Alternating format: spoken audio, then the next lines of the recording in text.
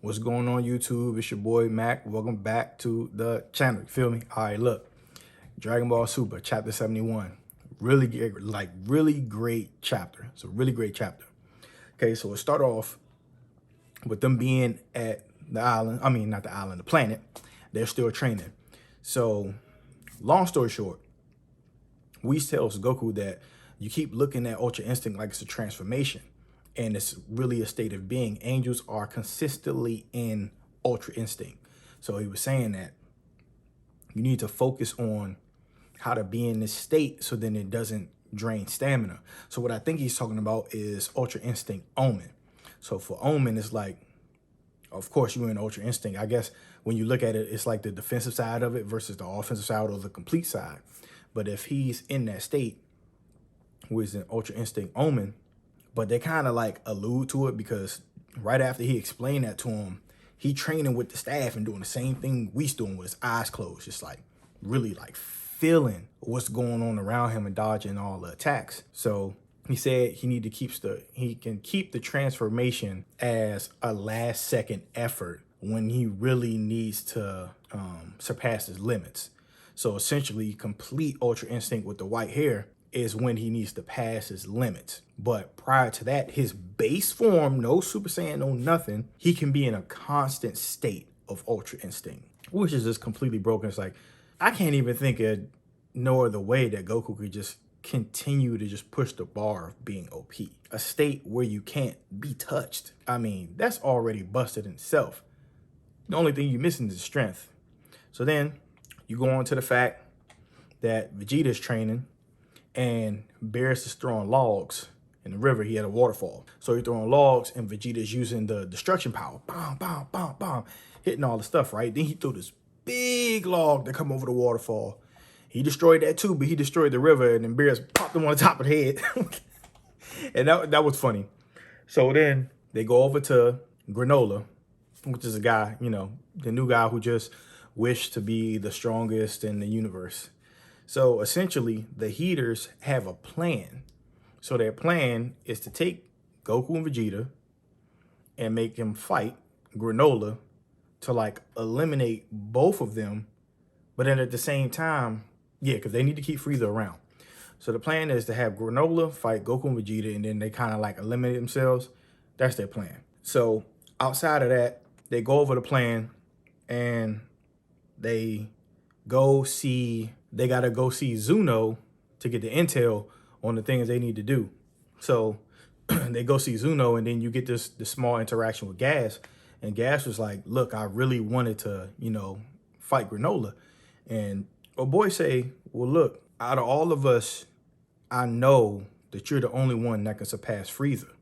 So I want to like keep you tucked away for when your time come, because when your time come, that's when you're going to get your chance to shine.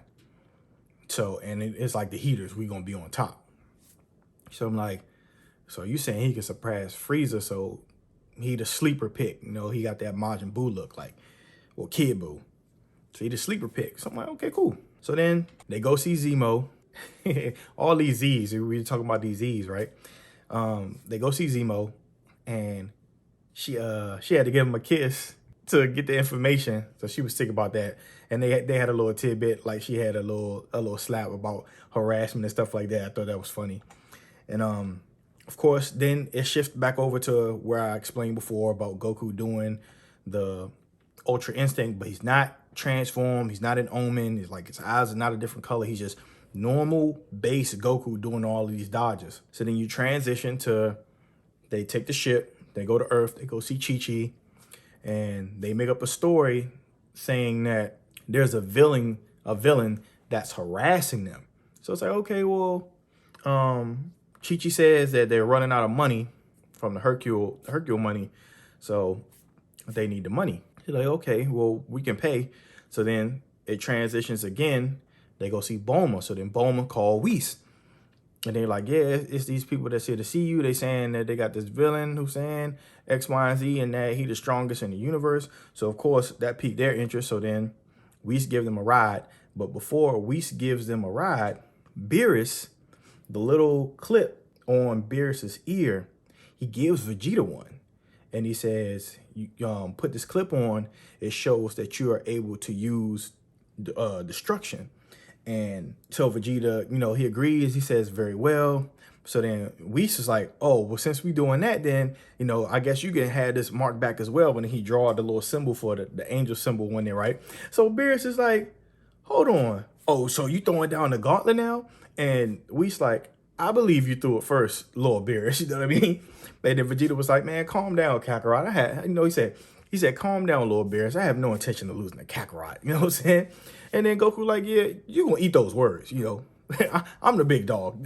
This is my manga, bro.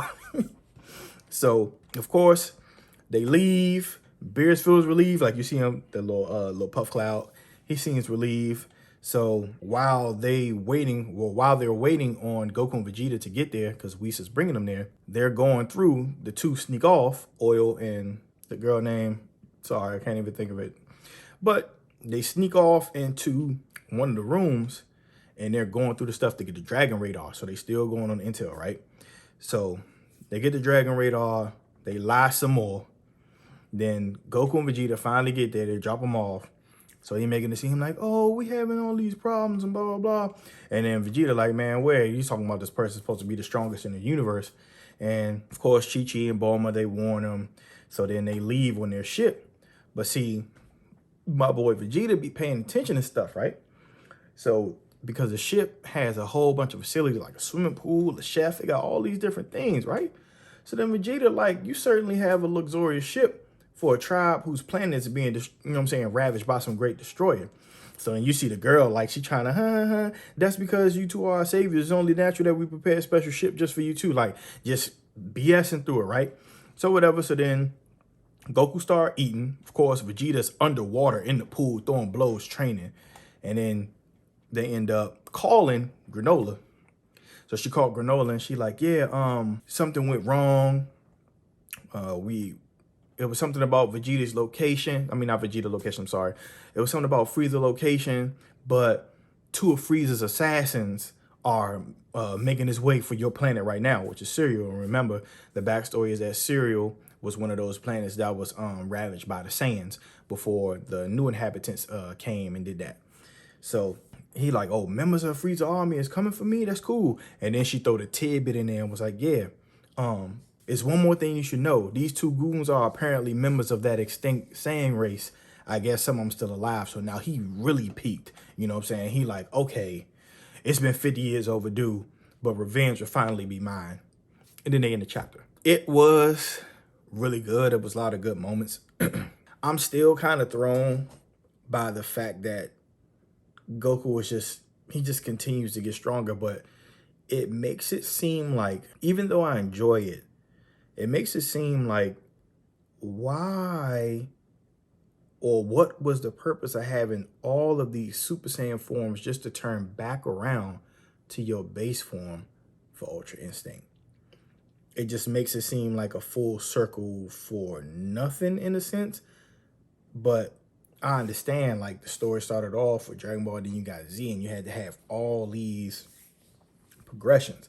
But now you've progressed into something that's not even something that regular people can obtain. You just so happen to obtain it, but now you're talking about you're going to be in a state of Ultra Instinct in your base form. So it's like, well, what's the point of even going Super Saiyan when these people can't touch you? I mean, do you have to tap into Omen and full Ultra Instinct to really just like overcome the power gap? That's one of the questions I have. Of course, I'm not going to get it no time soon. You only get an issue once a month. But essentially, that's where we are. I mean, it's good progression for the story, but it leaves you wanting more as far as the overall picture. Like I said, the chapter was good, but the overall picture is still kind of cloudy. You just kind of have the foreshadowing of them clashing. I honestly think that part of it will be they clash, but then this truth will end up coming out somehow. Maybe Frieza show up, or somebody will get impatient, and then the information will come out, like the older guy, like, yeah, why are you fighting? Woo, woo, woo. And then it'll be something like the Saiyans that X, Y, and Z and Frieza destroyed their planet, and then it'll come out and then it'll stop. I don't think it will be I don't think it will get to a point where they'll kill each other because I think somebody will intervene. But that's all I got for chapter 71. Of course, we're going to wait another 28 to 30 days for the next one. But I appreciate everyone being here, stopping by, and let me know what you think in the comments. If you think the chapter was good, if you think the chapter was bad, if you think overall that Super is just running too long, that Dragon Ball Z should have ended everything, or, just let me know your thoughts. And I'll see you in the next video.